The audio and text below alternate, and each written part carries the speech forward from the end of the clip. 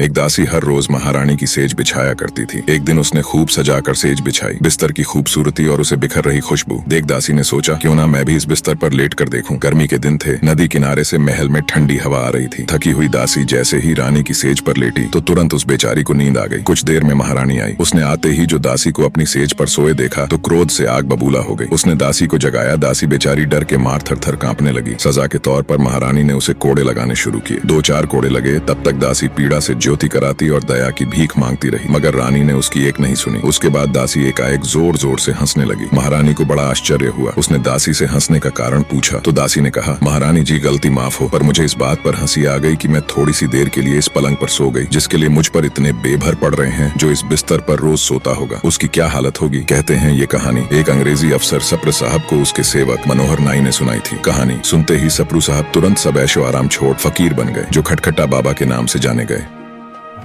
ऐसी कहानियों के लिए लाइक और सब्सक्राइब करें।